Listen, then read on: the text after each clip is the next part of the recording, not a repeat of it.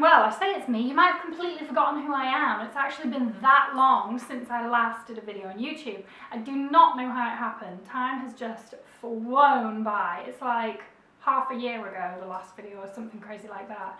I have still been blogging over on my blog. Maybe some of you follow me there, so you'll know what I've been up to. But basically, if you don't, you should go look. I've just got back from Dubai. Well, not just, like 2 weeks ago. I've only just got over the pain of coming back to reality. But whilst I was in Dubai, I got a new bag. A bag that I've been admiring for so long, I can't even tell you. Since I first saw it on like probably Blonde Salad or someone like that, like well over a year ago. I loved the plum one, I loved the green one, then I thought, ooh, maybe the black with the gold, that's a sensible choice.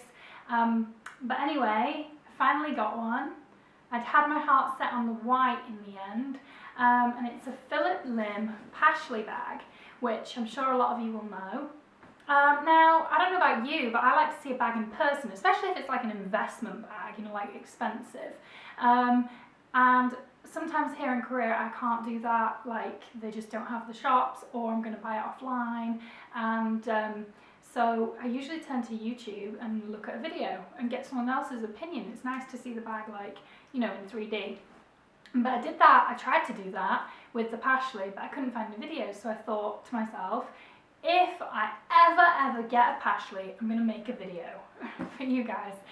Okay, so I hope this is useful. It came in a box originally, but obviously I couldn't bring the box. So this is the dust bag it comes in.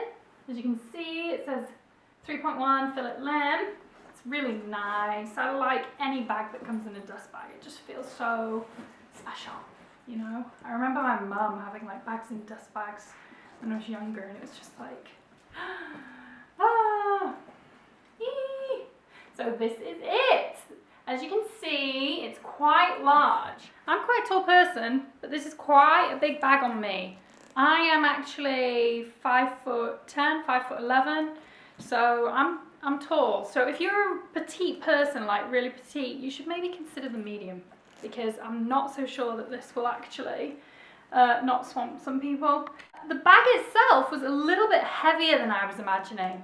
I think that is down to the leather. Let me show you. It's quite thick, and it has like a really durable feeling, which is nice, because it obviously sort of like feels like the bag's gonna sort of stand the test of time a little bit more, not get quite as like knocked about. Well, if I hadn't have chosen white, it might have stood the test of time a bit more. But you can wear the zips. I'm going to show you the zips close up. You can wear the zips up, or I like to have mine down. I quite like that sort of shape at the side, like that, so you can have it up or down. One thing I would say is if you don't have your bag full, it kind of creates these like strange lines on the side, which doesn't bother me, but it might bother you. So as for the general size and what you can get inside of it, it's really good for like an everyday work kind of bag, because it's so sturdy and you can fit like very easily. I can fit my MacBook in here, huge ton of makeup, a purse, like everything you need, you'll fit it in here, it's no problem. Handles itself have some kind of like weird little, can you see that? Weird little like thing to, I guess, stop them from flapping around if you've got it on like your long strap at your side. No idea what you call it. And then this is the clasp. Now the clasp is something a little bit weird about the bag. I'll show you. It's a breeze. Oh, say that.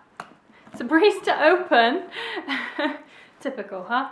It's a breeze to open, but when it comes to actually closing the bag, I have no idea how you're supposed to do it. Let me show you what the problem is. So, you're probably only going to have like a little bit of stuff in the bottom, but when you push to close the bag, like the bag itself just kind of concaves. So unless you've got it like jammed full of stuff, or you like put it against your body like this, you just can't really get it closed. There's not really like a dignified way of getting it closed. So it's a little bit weird. But I, to be honest, don't really close mine. I just kind of like flap the top over like that. Yeah. Okay, so handles. I mainly wear mine like this. So I think it's I don't know. I like bags like that. But there is actually on the back, you will see here and here, oh, sticking out, tucked away normally, are two little kind of loops, and then attached, or you can attach, the long strap. I don't use this long strap. Let me show you why.